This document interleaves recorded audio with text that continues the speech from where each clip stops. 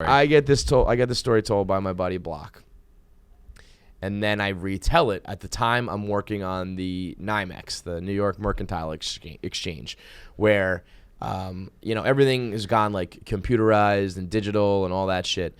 But the NYMEX was like an OG, old school trading floor, like paper cards being flipped around, people doing hand signals, people yelling, fighting in the pit, and I don't know what I'm doing.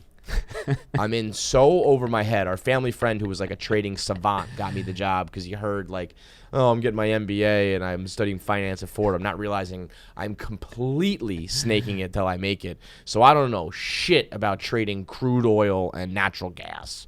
But I know the fucking paycheck is good. And this is where I think, everything kind of happens for a reason, or everything leads you to where you are today.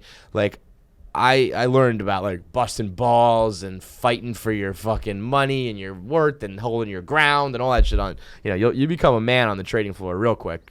Uncle Large can tell you about that. But he tells me the story, and I relay it to a couple guys who are doing clerk work like I am, and they fucking love it. It's like the perfect setting, and they're like, hey, tell this guy the story. Tell this guy the story. So all of a sudden, I've been barely keeping my head above water on this trading floor. I've been making mistakes. I've been fucking up. I've been like completely overwhelmed. And all of a sudden, I'm like, I'm getting all the attention. I'm the belle of the ball. Guys are liking me. I'm cool.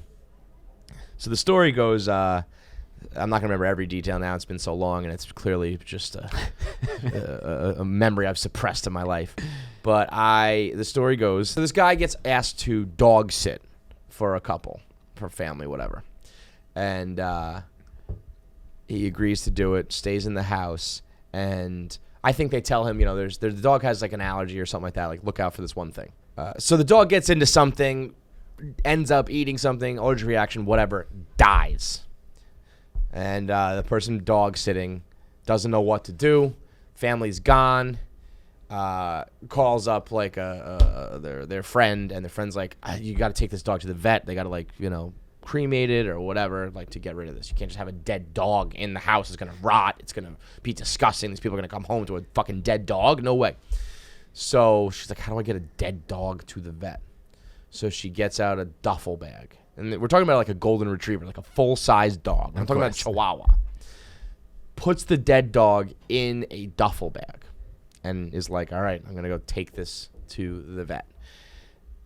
Already, your antenna should be going up here, right? Right. It's like at the time, no, but it's like now you're like, Jesus Christ, how do we believe? It's like when you watch a really old movie and it just is terrible. You're like, I love this, and it was just like looks awful. Well, here's where I think it starts to get really ridiculous, and then insanely ridiculous.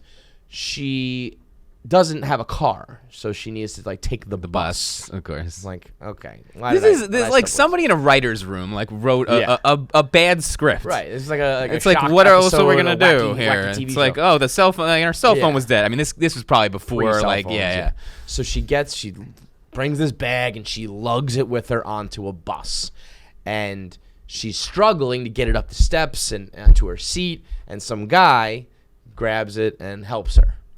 And is like lifts the bag with her, like puts it down, and she's, it's fucking golden retriever can be like 100, 120 pounds, and he's like strikes up a conversation with her, and he's like, what's in the bag? And she panics. She's like, I can't tell him it's a dead dog. And she's like, it's a bunch of electronics. It's like speakers and a CD player, and again DVD player, this old school shit, small TV, whatever she says it was.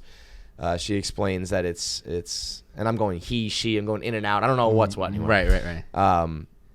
And so like they get to like the next stop, and they're helping. He's helping her bring it down the steps of the bus again. They get outside, and he punches her in the stomach, grabs the bag, like, throws it in his car, and speeds off, thinking that he's just stolen a bag of electronics from this unknowing girl. And in her head, she's like, you just stole a dead fucking dog. The corpse of a dead dog, man. And I don't even know how it ends. Like, does she get the dog back? The dog's completely disappeared for the family. What did this guy do with what he thought was electronics, and it turned out to be a corpse of a dog? But I hear this, and I'm like, holy shit. My buddy down at George Washington, he heard this story from his roommate, dead dogs, stealing, the whole nine. Everyone on the trading floor loves it. They're all idiots, too. They're all like, this is the best story I've ever heard. I go back up to the office, like, yo, tell this guy. So now I tell, the trading floor is one place. Now I'm in like an office setting. And these guys are all very smart traders. I tell the story again. Brings the house down. I am fucking Eddie Murphy. I'm Chappelle in front of the gang. I get invited to a dinner, like that night, that week, whatever, not too long after. And, I'm like the intern. I don't even know why I'm invited to this dinner to begin with.